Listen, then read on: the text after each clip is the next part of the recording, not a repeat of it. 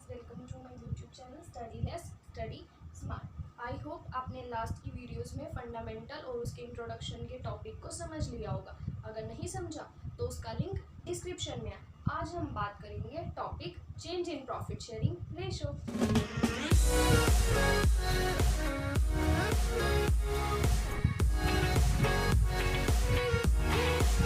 तो चलो अब थोड़ी सी थ्योरी के बारे में बात करते हैं। जैसे हमने अब चैप्टर स्टार्ट किया है change in profit sharing ratio. इसमें सबसे पहला वर्ड आता है रिकंस्टिट्यूशन। अब इसका पहले मीनिंग समझते हैं कि रिकंस्टिट्यूशन होता क्या है।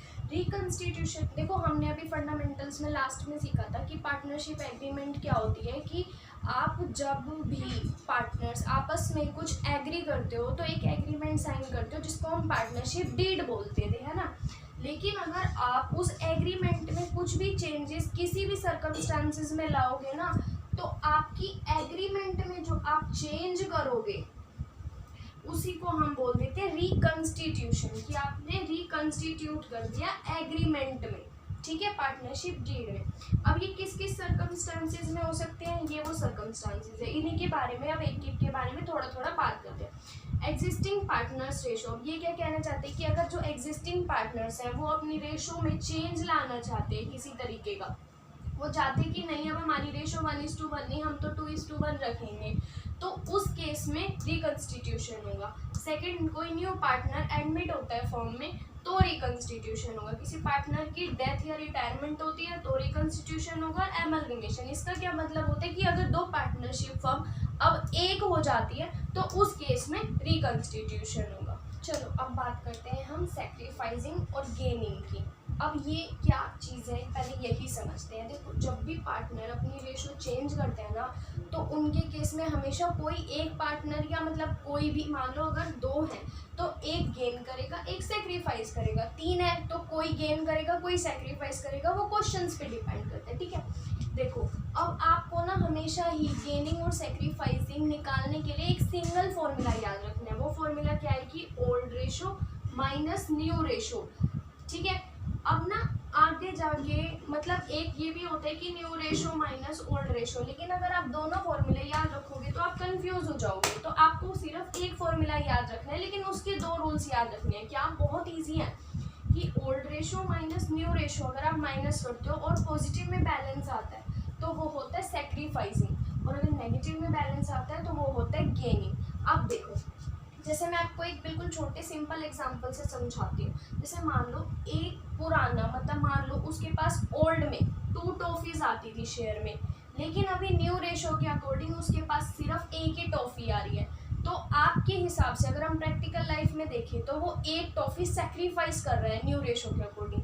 तो यही देखो, अगर हम इसमें ये फॉर्मूला लगाएं कि 2 उसका ओल्ड था, न्यू उसका 1 था, माइनस करा, पॉजिटिव में आंसर है। अब इस पॉजिटिव का मतलब ये नहीं कि वो गेन कर रहा है, रियलिटी में उसको, क्योंकि हम ओल्ड माइनस न्यू कर रहे हैं ना, तो मतलब सेक्रीफाइसिंग। तो आपको याद रखना है ओल्ड माइनस न्यू, पॉजिटिव तो सेक्रीफाइसिंग, नेगेटिव टू गेन। तो हम अपने इस केस से करते हैं, मान लो ओल्ड रेशो थी 1:1 और न्यू रेशो थी 2:1, ठीक है। अब इसमें देखो, वैसे तो आपको जनरली अगर हम देखें तो साफ साफ पता चल रहा है कि एक गेन करे कि उसकी 1 से अब उसको 2 शेयर मिलेगा, लेकिन हम अपने फॉर्मूले में इसे अप्लाई करके देखते हैं। देखो, हमारा फॉर्मूला था old share minus new share, ठीक है।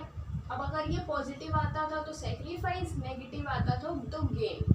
देखो, अब ओल्ड शेयर देखते हैं, ए का ओल्ड शेयर क्या है 1/2, न्यू शेयर क्या है 2/3, एलसीएम आ गया 6, 2 3 3, तो अब आंसर नेगेटिव में आ रहा है, नेगेटिव 1/6। अब नेगेटिव का मतलब मैंने आपको बताया था गेन, तो यानी 1/6 का वो गेन कर रहा था, और हमने भी यहाँ पर यही देखा था कि ए जो है गेन कर रहा था। तो आपको सिंपल बस ये याद रखना है, old minus new, positive sacrificing, negative gaining. अब हम बात करेंगे गुडविल की, कि गुडविल क्या होती है। सबसे पहले इसके मीनिंग के बारे में देखते हैं। अब गुडविल क्या होती है कि गुड नेम, मतलब पार्टनरशिप फर्म की मार्केट में जो भी रेपुटेशन होती है, जो भी उसका नाम होता है मार्केट में, उसे हम गुडविल बोलते हैं अकाउंटिंग टर्म्स में, ठीक है। अब गुडविल जो है ना 2 तरीके की हो सकती है, एक तो परचेज, एक सेल्फ जनरेटेड। परचेज गुडविल कैसे होती है कि मान लो जैसे मैंने किसी पार्टनरशिप फर्म को खरीदा है, तो उस पार्टनरशिप फर्म की वैल्यू मान लो एसेट माइनस लाइबिलिटी करके 1 लाख बन रही थी, बट मैंने पेमेंट 1,20,000 की थी। जो मैंने एक्स्ट्रा 20,000 पे किए ना वो उसकी गुडविल के लिए परचेज, गुडविल के लिए हमने एक्स्ट्रा 20,000 पे किए थे, तो वो होती है purchase goodwill. Self generated goodwill क्या होती है कि हमने इतने सालों में जो भी इतना अच्छा काम करके क्वालिटी प्रोडक्ट बना के जो हमने अपनी गुडविल मार्केट में क्रिएट किया वो होती है सेल्फ जनरेटेड। अब बात करते हैं कि बुक्स ऑफ अकाउंट में कौन सी आती है। बुक्स ऑफ अकाउंट्स में सिर्फ परचेज्ड गुडविल आती है, और सेल्फ जनरेटेड गुडविल को हम मतलब मेजर ही नहीं कर सकते टर्म्स में, ठीक है। तो क्योंकि गुडविल जो है कि इनटेंजिबल एसेट है, तो इसीलिए ये बुक्स ऑफ अकाउंट में आती ही नहीं है। अब हम बात करते हैं कि गुडविल को हम वैल्यू कैसे करते हैं, ठीक है। अब गुडविल को वैल्यू करने के नॉर्मली 3 मेथड होते हैं, ठीक है। क्या? एवरेज प्रॉफिट, सुपर प्रॉफिट और कैपिटलाइजेशन मेथड, ठीक है। सबसे पहले हम एक एक करके एक एक चीज़ के बारे में बात करेंगे, लेकिन अगर एग्जाम पॉइंट ऑफ व्यू से देखा जाए तो सुपर प्रॉफिट सबसे ज़्यादा इंपॉर्टेंट होता है। सबसे पहले एवरेज प्रॉफिट की बात करते हैं। देखो average profit, I think word average से ही आप फेमिलियर होंगे, उसकी का बस प्रॉफिट एक वर्ड ऐड हो गया, क्या कि टोटल प्रॉफिट डिवाइड बाय जितने नंबर ऑफ ईयर्स थे, उससे आपकी एवरेज ईयर का प्रॉफिट आ जाएगा। अब आप गुडविल कैसे निकालोगे कि जो आपका यहाँ से एवरेज प्रॉफिट आएगा उसको नंबर ऑफ ईयर्स परचेज से मल्टीप्लाई करोगे तो आपकी गुडविल आ जाएगी। बस इतना सिंपल सा है कि एवरेज निकालो, मल्टीप्लाई करो नंबर ऑफ ईयर परचेज से। अब बात करते हैं सुपर प्रॉफिट की। ये स्टेप्स आपको ना 5 स्टेप में सीखना पड़ेगा। ये वाला प्रॉफिट देखो, सबसे पहले ना हम बिल्कुल बेसिक से स्टार्ट करेंगे और धीरे धीरे आगे चलेंगे। सबसे पहले आपको ये देखना पड़ेगा कि आपके फर्म में कितनी कैपिटल है, ठीक है। अब कैपिटल कैसे निकालते थे, आपने 11th में भी पढ़ा होगा कि एसेट माइनस लाइबिलिटी करके कैपिटल आता था। तो आप क्या करोगे, एसेट माइनस आउटसाइड लाइबिलिटी करोगे तो आपकी कैपिटल आ जाएगी। अब आप क्या देखोगे कि अगर इतने कैपिटल में बिजनेस में लगाता हूँ ना, तो नॉर्मली मार्केट के रेट से अगर मैं देखूँ तो इतना नॉर्मल प्रॉफिट एक फर्म को, पार्टनरशिप फर्म को हो ही जाता है। तो ये आपने क्या निकाला कि नॉर्मली प्रॉफिट मार्केट में इतनी कैपिटल लगाने से तो हो ही जाता है। अब आप देखोगे मेरी फर्म को कितना हो रहा है, ये तो हुआ कि मार्केट में कितना हो रहा है मेरी फर्म, यानी एवरेज प्रॉफिट जैसे आपने यहाँ पे निकाला वैसे ही सेम यहाँ पर एवरेज प्रॉफिट निकालोगे। अब इस नॉर्मल प्रॉफिट का और एवरेज प्रॉफिट का डिफरेंस देखोगे कि मार्केट में एक नॉर्मल रेट ऑफ रिटर्न इतना है लेकिन मेरा इतना है, तो ये जो मेरा एक्स्ट्रा है ये गुडविल की वजह से है। तो वही यहाँ पर हुआ कि जो एवरेज है आपका प्रॉफिट है उसमें से आप नॉर्मल प्रॉफिट माइनस करोगे तो आपका सुपर प्रॉफिट आ जाएगा। अभी आप सुपर प्रॉफिट क्यों अर्न कर रहे हो, अपनी गुडविल की वजह से। तो गुडविल की वैल्यू सीधा वही बिल्कुल सेम कि सुपर प्रॉफिट जो आपका आया है उसको नंबर ऑफ ईयर से परचेज से मल्टीप्लाई कर देंगे। तो ये 2 थे। अब कैपिटलाइजेशन मेथड आगे 2 पार्ट्स में है, एवरेज और सुपर। अब बात करते हैं कैपिटलाइजेशन मेथड की, जो हमारा लास्ट में रह गया था। देखो अब इसको हम 2 तरीके से करते थे, एवरेज प्रॉफिट और सुपर प्रॉफिट। अब इसमें देखो नाम से ही पता चल रहा है कि आपको कैपिटल का यूज करके ही गुडविल की वैल्यू डिसाइड करनी है। तो देखो एवरेज प्रॉफिट आपको निकालना आता है तो आप एवरेज प्रॉफिट की ना कैपिटल के अकॉर्डिंग वैल्यू निकालोगे कि कैपिटलाइज्ड वैल्यू निकालोगे एवरेज प्रॉफिट की। अब एवरेज प्रॉफिट को अगर आप 100 से मल्टीप्लाई और मतलब नॉर्मल रिटर्न से डिवाइड करोगे तो आपकी कैपिटलाइज्ड वैल्यू आ जाएगी। और फिर आप देखोगे कि आपके फर्म में कैपिटल कितनी एम्प्लॉयड है। अब इसका कहने का मतलब ये होता है, आपने देख लिया कि इतने एवरेज प्रॉफिट से नॉर्मली मार्केट में इतनी कैपिटल आती है, हमारी इतनी मतलब नॉर्मल मार्केट में इतनी, अगर मान लो आप कैपिटल लगाते हो 50,000 की और उस पर 10% इस तरह की फर्म्स को रिटर्न मिलता है तो 5,000 प्रॉफिट होना चाहिए था, ठीक है। लेकिन आप अर्न कर रहे हो 6,000, लेकिन इस केस में ना हम उल्टा चल रहे हैं, हम क्या कर रहे हैं 5,000 से 50 में जा रहे हैं। जैसे जब हमने लास्ट सेक्शन में देखो एक चीज़ देखते हैं, लास्ट सेक्शन में जब हमने सुपर प्रॉफिट किया था तो हमने एक चीज़ देखी थी कि हम देखते थे कि कैपिटल इतनी कैपिटल मतलब जैसे इसमें क्या करते थे कि 50,000 कैपिटल लगाने से 10% का हमें रिटर्न मिलता था, यानी मान लो 5,000 नॉर्मल मार्केट वैल्यू पे हमें इतना मिल जाता था रिटर्न, इतना प्रॉफिट। लेकिन हमारी फर्म मान लो अर्न कर रही थी 6,000, तो ये जो एक्स्ट्रा 1,000 था ना ये हमारी गुडविल हुआ करती थी। तो इस केस में हम क्या करते थे, प्रॉफिट से कैपिटलाइज्ड वैल्यू देखते थे। अब यहाँ पर क्या हो रहा है, कि प्रॉफिट से आप कैपिटलाइज्ड वैल्यू देख रहे हो कि 5000 जो आपका आया होगा उसको 100 और नॉर्मल रिटर्न से आप डिवाइड कर रहे हो तो 50,000 आ जाएगा। अब आप देखोगे कि आपकी फर्म में कैपिटल कितनी लगाई हुई है 40, कि मतलब लोगों को 50 की कैपिटल लगाने पे जितना रिटर्न मिलता है ना आपको वो 40 की कैपिटल लगाने पे रिटर्न मिल रहा है उतना ही। तो इसीलिए जब हम उस केस में कि मार्केट में कितनी लगाई है और हमारी कितनी थी, यानी 50 लगाने पे कितनी मिलती थी और हमने 40 लगाने पे ही, तो ये जो एक्स्ट्रा 10,000 हमने अर्न किया है ना ये हमारी गुडविल है। समझ आई ये चीज़? तो देखो एक बार सिंपल देखते हैं कि आप कैपिटलाइज्ड वैल्यू निकालोगे कि इस एवरेज प्रॉफिट से कैपिटलाइज्ड वैल्यू कितनी हुआ करती थी, हमारी कितनी कैपिटल है और हमारी कम कैपिटल लगाने पे ज़्यादा अर्निंग किस लिए आ रही है, क्योंकि जो बीच का डिफरेंस है वो हमारी गुडविल है।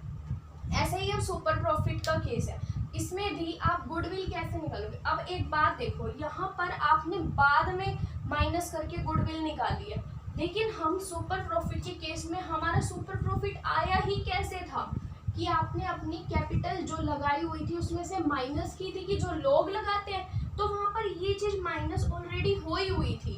तो यानी सुपर प्रॉफिट एक तरह से खुद ये गुडविल था, तो इसीलिए इस केस में हम माइनस नहीं करेंगे, सीधा सुपर प्रॉफिट को 100 डिवाइड बाय नेट रिटर्न से कर देंगे तो हमारी सीधी गुडविल आ जाएगी, क्योंकि सुपर प्रॉफिट एक तरह से गुडविल ही था।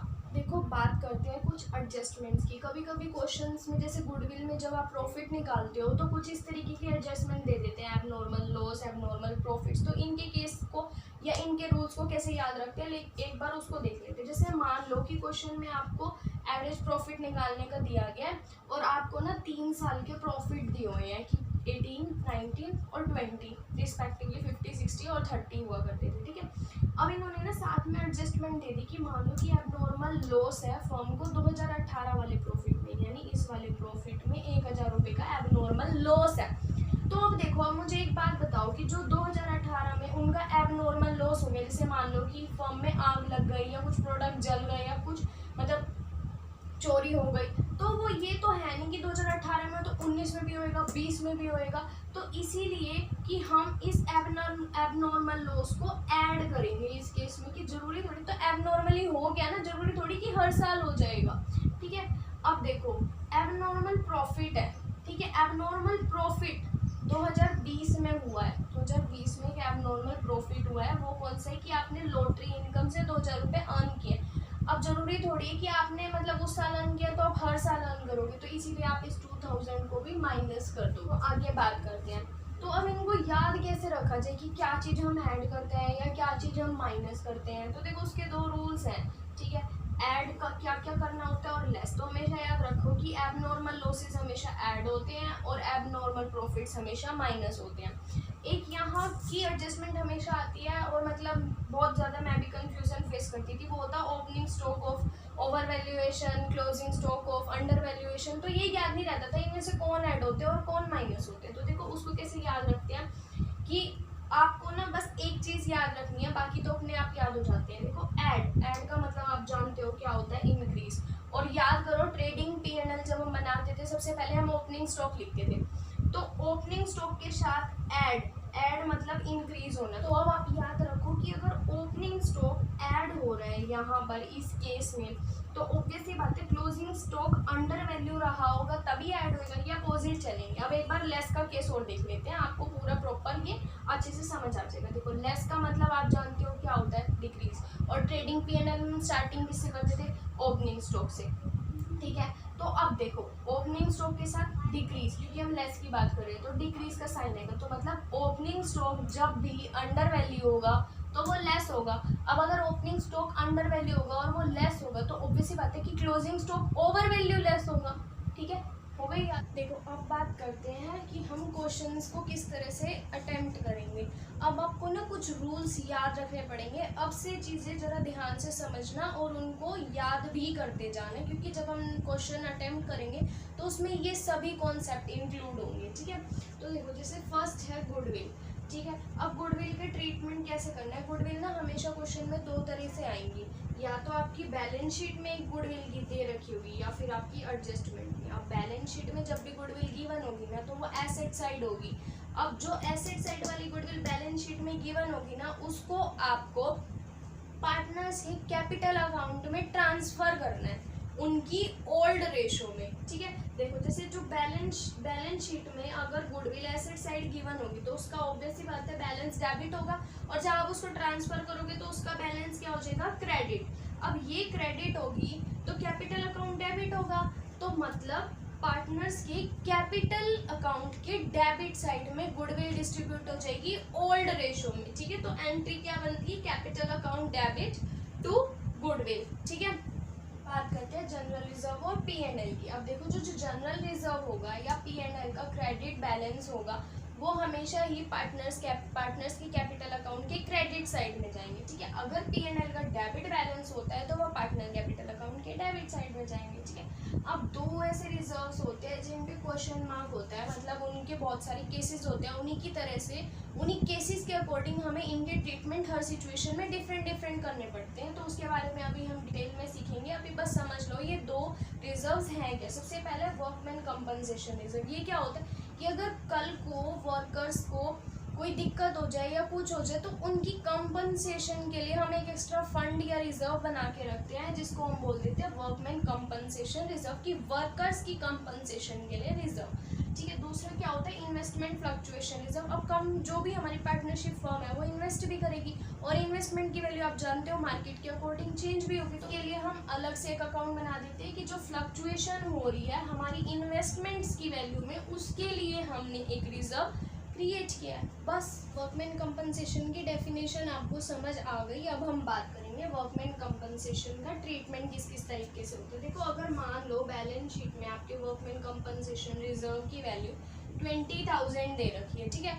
अब ना इसके आगे 4 केस हो सकते हैं, क्या कि मान लो आपने मतलब प्रोविजन बनाया था 20,000 का, अब या तो कोई आपका उस साल कोई मतलब क्लेम ही नहीं हुआ, ठीक है, या फिर आपका क्लेम 20,000 आपने बनाया था 20,000 ही हो गया, या तो फिर 20,000 से कम हो जाएगा या फिर 20,000 से ज़्यादा हो जाएगा। तो यही 4 केस बनते हैं, उसके ऊपर तो कोई नहीं बनता। यही 4 केस हमने बना दी कि आपके क्लेम मतलब कोई इन्फॉर्मेशन नहीं है क्वेश्चन में कि आपका उस साल 20,000 जो आपने बनाया था वो कुछ क्लेम हुआ है या नहीं हुआ। तो उस केस में हम क्या करेंगे, सीधा पार्टनर्स के कैपिटल अकाउंट में इसको मतलब हम ना जब कोई इन्फॉर्मेशन कह ही नहीं रहे तो हम इसको एक नॉर्मली रिजर्व ट्रीट कर देंगे, और जैसे जनरल रिजर्व को हम क्रेडिट साइड में ओल्ड रेशो में बांटते थे ना, डिस्ट्रीब्यूट करते थे, सेम वही यहाँ प्रोसीजर हम कर देंगे, ठीक है। अब देखो आपको ना बाकी 3 केसेस के लिए ये तो आपको समझ आ गया कि कोई इन्फॉर्मेशन नहीं दे रखी तो पार्टनर्स के कैपिटल अकाउंट में जनरल रिजर्व की तरह ही ट्रीट कर देंगे। अगर तो ये इन्फॉर्मेशन आपको एडजस्टमेंट्स में दे रखी है और बैलेंस शीट में ये वैल्यू, तो उनके लिए ना आपको ये रूल याद रखना है, एक ही एंट्री क्या कि वर्कमैन कंपनसेशन डेबिट। अब ये डेबिट क्यों कर रहे हैं कि जो आपका क्रेडिट मतलब हमारे रिजर्व का बैलेंस क्रेडिट है उसको हम जब भी ख़त्म करेंगे तो उसका बैलेंस डेबिट हो जाएगा, ठीक है। अब डेबिट होने के बाद 2 सिचुएशन हो सकती है कि या तो आपका प्रोविजन का क्लेम उतना आया था कि आपने रिजर्व खत्म करके क्लेम पूरा किया, या फिर आपने पार्टनर्स को डिस्ट्रीब्यूट किया होगा। तो हमने दोनों सिचुएशन लिख दी। अब ना हम इन्हीं सिचुएशन के अकॉर्डिंग केसेस करेंगे। तो देखो जैसे सेकंड पढ़ते हैं कि क्लेम 15,000 का था, ठीक है। अब आपने रिजर्व तो 20,000 का बनाया था, क्लेम 15 का हुआ, तो हम क्या करेंगे हमेशा ही इसको तो वर्कमैन कंपनसेशन रिजर्व को तो पूरा ही खत्म कर देंगे। 20 खत्म कर दिया, क्लेम कितना गया आपका 15, अब जो रिमेनिंग 5 होगा ना वो क्या करेंगे पार्टनर्स अपनी कैपिटल में ही ओल्ड रेशो में डिस्ट्रीब्यूट कर लेंगे, यानी बाकी 5,000 को मान लो इक्वल रेशो है तो 2500 और 2500 में आपस में ए और बी डिस्ट्रीब्यूट कर लेंगे। अब थर्ड की बात करते हैं, थर्ड है 20,000। अब आप ये ट्राई करो, देखो अब कैसे करेंगे। क्लेम 20,000 का है, रिजर्व आप 20 का 20 खत्म करोगे, ये बात आप जानते हो। अब मुझे एक बात बताओ, मैंने आपको बताया था कि 2 सिचुएशन अराइज होंगी, या तो प्रोविजन बनेगा या पार्टनर्स को।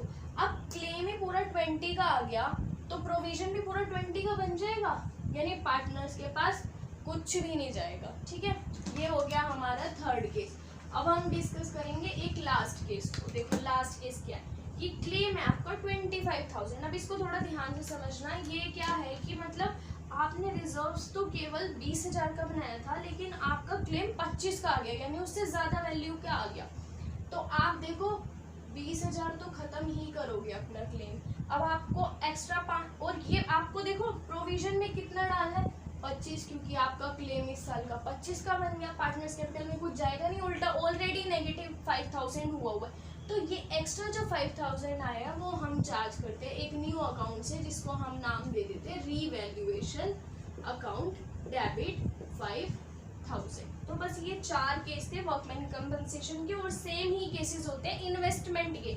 उसमें बस डिफरेंस ये होगा कि बैलेंस शीट में आपको IFR दिया होगा और साथ में इन्वेस्टमेंट होगी, और ऐसी ही एडजस्टमेंट दे रखी होंगी। आपको इन वैल्यू को इस वैल्यू से कंपेयर करके देखना है कि IFR आपका कितना यूज हो रहा है, जो कि आप यहाँ पर बैलेंस शीट में देख लेते थे, ठीक है। और बाकी इसमें और उसमें कोई फर्क नहीं है। तो सिंपल से केसेस थे, नो इन्फॉर्मेशन, सीधा पार्टनर कैपिटल जनरल रिजर्व, 15,000 का क्लेम खत्म। आपको एक की रूल याद रखने की, आपको हमेशा वर्कमैन कंपनसेशन तो हर केस में उतना ही खत्म करना है जितना बनाया होगा।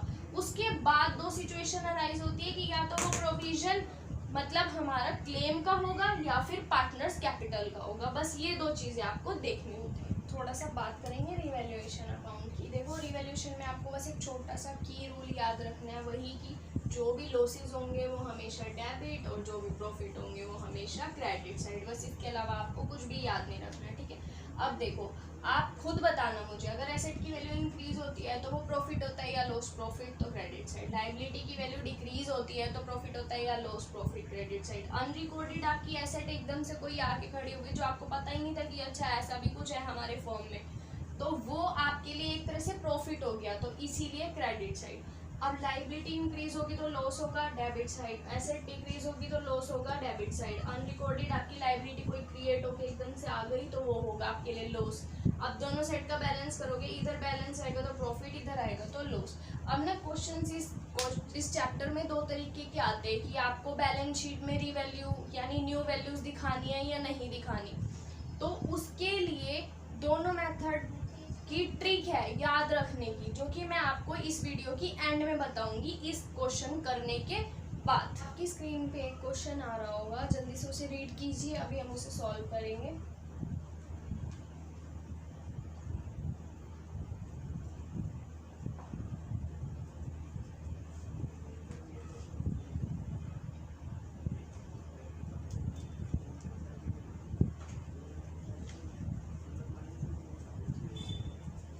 आई होप आपने क्वेश्चन अब तक रीड कर लिया हो, और अगर नहीं किया तो पॉज कीजिए और रीड कीजिए। अब देखिए, अब आपको ना क्वेश्चंस करते टाइम अपने माइंड में 5-6 चीज़ें हमेशा रखनी ही पड़ेंगी। सबसे पहली चीज़ तो ना आपको ये 2 रूल सीखने पड़ेंगे अगर क्वेश्चंस बोलते हैं कि आपको रिवाइज्ड वैल्यू शो करनी है या रिवाइज्ड वैल्यू शो नहीं करनी है। अगर तो क्वेश्चन बोलता है कि आपको रिवाइज्ड वैल्यू शो करनी है तो आप रिवैल्यूएशन अकाउंट बनाओगे, जो वो एडजस्टमेंट्स बोल रहे हैं उनको करोगे और बैलेंस शीट में न्यू वैल्यूज दिखाओगे। जैसे जो अभी हम ये क्वेश्चन करेंगे, इस क्वेश्चन में पर्टिकुलरली बोला था कि आपको रिवाइज्ड वैल्यू शो करनी है। सेकंड केस होता है जब आपको रिवाइज्ड वैल्यू शो नहीं करनी होती, उस केस में आप क्या करते हो, सेम ओल्ड बैलेंस शीट को सेम न्यू बैलेंस शीट बना देते हो। लेकिन अब आप एक बात बताओ, अगर मशीनरी वगैरह का डेप्रिसिएशन हो रहा है या एप्रिसिएशन हो रहा है, उसका इफेक्ट कहीं ना कहीं तो दिखाओगे ना, क्योंकि रिकंस्टिट्यूशन हो रहा था, हमने पहले ही यही चीज़ सीखी थी, ठीक है। तो उस केस में क्या होगा, देखो कि जो आपकी गुडविल है ना एडजस्टमेंट वाली, जो भी आएगी आपकी कैलकुलेट करने पे या फिर एडजस्टमेंट्स में गिवन होगी, उसमें आप वो सारे इफेक्ट ऐड करोगे और फिर वही रूल गेनर डेबिट टू सैक्रिफाइजर वाला रूल लगाओगे, ठीक है। तो उस केस में हम ये करते हैं जब हमें नहीं दिखानी होती, और जब रिवाइज्ड वैल्यू शो करनी हो तो हम सिंपल सारा कुछ रिवैल्यूएशन में दिखा के बैलेंस शीट में न्यू वैल्यूज को शो कर। क्वेश्चन स्टार्ट करते हैं। उससे पहले देखो, आपको मैंने अभी एक चीज़ बताई, जब नोट टू बी शोन और revised value to be shown का क्या रूल होता है। अब आपको सेकेंड चीज़ क्या याद रखनी है, हमेशा आपको ना बैलेंस शीट से ही क्वेश्चन स्टार्ट करना है। बैलेंस शीट से शुरू हो जाओ, बैलेंस शीट पे खत्म करो। स्टार्ट करने का प्रोसीजर पता है क्या है, बैलेंस शीट की वैल्यूज देखते जाओ। आप तीनों अकाउंट पहले ही बना लो, खाली स्पेस छोड़ के, ठीक है। उसके बाद बैलेंस शीट देखो, एडजस्टमेंट देखो, सारी जगह फिल करते जाओ। देखो जैसे अभी इस क्वेश्चन के अकॉर्डिंग अगर आप देखो तो क्रेडिटर्स थे 24,000 के बैलेंस शीट की लाइबिलिटी साइड में। सबसे पहले तो इनकी रेशो थी 3:3 4:2, वो हमने सिंपल लिख ली। और न्यू रेशो थी इनकी 4:3:2। यहाँ से ना आप दोनों का ही गेनिंग और सेक्रीफाइसिंग निकाल लो पहले ही, ठीक है, कि कौन गेन कर रहा है और कौन सेक्रीफाइस कर रहा है। रूल क्या था याद करो, old ratio minus new ratio, positive आएगा सेक्रीफाइसिंग, नेगेटिव आएगा गेनिंग, ठीक है। अब देखो क्रेडिटर्स की सबसे पहले बात करते हैं। क्रेडिटर्स सीधा 24 के थे और क्रेडिटर से रिगार्डिंग इन्होंने क्या कोई एडजस्टमेंट दे रखी है? यस, फिफ्थ एडजस्टमेंट रीड करेंगे हम कि liability for 2500 included in sundry creditors. अब क्रेडिटर्स में 2500 की एक ऐसी लाइबिलिटी है जो अब होगी ही नहीं, तो ये आपकी लाइबिलिटी की वैल्यू डिक्रीज हो रही है। आपकी लाइबिलिटी की वैल्यू डिक्रीज होना यानी आपका प्रॉफिट होना, तो आपकी क्रेडिट साइड में रिवैल्यूएशन क्या आ गया? 2500। अब इस क्वेश्चन में पर्टिकुलरली बोला था आपको रिवाइज्ड वैल्यू शो करनी है, तो आपने 2500 क्रेडिटर्स में से माइनस करके साथ ही क्रेडिटर्स 21500 के बैलेंस शीट में भी शो कर दिया। आपको इसी तरीके से ही क्वेश्चन करना है, तो आपका क्वेश्चन कभी गलत नहीं होगा। देखो हमने क्रेडिटर से रिलेटेड जो भी हमारी एंट्री थी वो हमने कर दी। अब देखो सेकंड क्या दिया हुआ है बैलेंस शीट में? General reserve. अब एक बात बताओ मुझे, जनरल रिजर्व के रिगार्डिंग एडजस्टमेंट में लिखा हुआ है कि they do not however want to distribute the general reserve, यानी बाकी वो सब कुछ डिस्ट्रीब्यूट करेंगे लेकिन जनरल रिजर्व को डिस्ट्रीब्यूट नहीं करेंगे, ठीक है। तो अब मैंने आपको एक चीज़ बताई थी कि जो वो रिवैल्यू नहीं करते उस चीज़ को हम गेनर डेबिट टू सेक्रीफाइसर वाले रूल से देखते हैं। अब मुझे एक बात बताओ, इस क्वेश्चन में गुडविल क्या कहीं पर भी दी हुई है? नहीं, तो उसकी वैल्यू हो गई 0।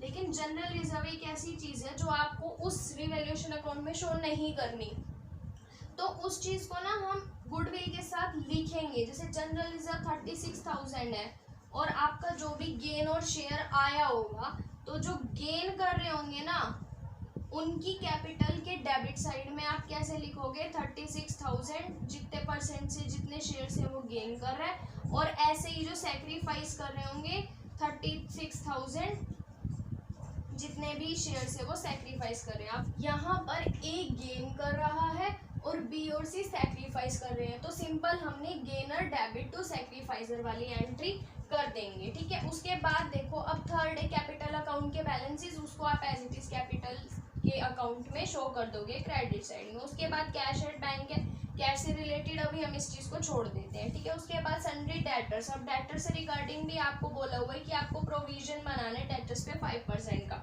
ठीक है। तो अब डेटर्स का अमाउंट है 44,000, उस पर 5% आप बनाओगे तो आपकी लाइबिलिटी इंक्रीज हो रही है, और लाइबिलिटी इंक्रीज होती है तो लॉस होता है, इसीलिए आपने यहाँ पर प्रोविजन बना दिया। साथ साथ इसकी बैलेंस शीट में भी एडजस्टमेंट कर देंगे ताकि हम भूल ना जाए। डेटर्स उसमें से आप प्रोविजन लेस कर दोगे और रिमेनिंग अमाउंट लिख दोगे। उसके बाद है स्टॉक। अब स्टॉक से रिगार्डिंग भी है कि स्टॉक की देखो बैलेंस शीट में वैल्यू थी 1,20,000 और अब वैल्यू उसको किया है 1,10,000 पे, तो यानी कि 10,000 को आपको लॉस हो रहा है, तो आपने 10,000 का लॉस दिखाया और बैलेंस शीट में स्टॉक की न्यू वैल्यू दिखाई है जो कि है 1,10,000, ठीक है। उसके बाद मशीनरी है, मशीनरी 1,59,000 की थी जिसपे आपका जो है डेप्रिसिएशन लग रहा था 10%, तो आप मशीनरी पे सीधा डेप्रिसिएशन लगाओगे और डेप्रिसिएशन का अमाउंट माइनस करके बैलेंस शीट में।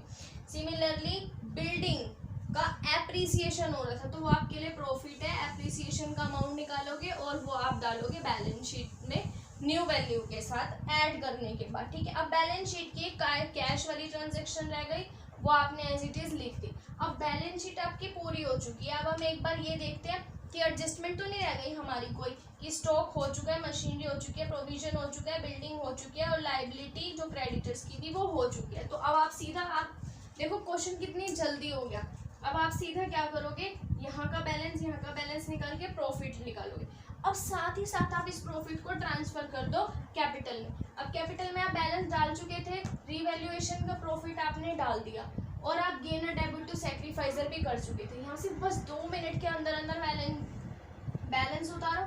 अब ये बैलेंस आप बैलेंस शीट में डालो। बैलेंस शीट में अब बाकी आइटम्स जो बची हुई रह गई होंगी ना उनको बस एज इट इज लिखना है। जैसे हमने कैश जो हमारा बचा हुआ था सिर्फ सीधा एज इट इज हमने 37,000 लिख दिया, तो ये इस तरीके से, और फिर आप बैलेंस शीट का सीधे टोटल करोगे तो वो मैच हो जाएगा। तो अब आपको इस तरीके से करना है कि पहले पूरी बैलेंस शीट पढ़नी है, साथ साथ एडजस्टमेंट्स दोनों जगह करनी है। एंड में ना आपका सारा काम आपको बिल्कुल ऐसे ऐसे सर्व किया हुआ मिलेगा, यहाँ बैलेंस निकालो, यहाँ डालो, यहाँ बैलेंस निकालो, यहाँ डालो और टोटल कर लो, बस इतना सा ही काम है, ठीक है।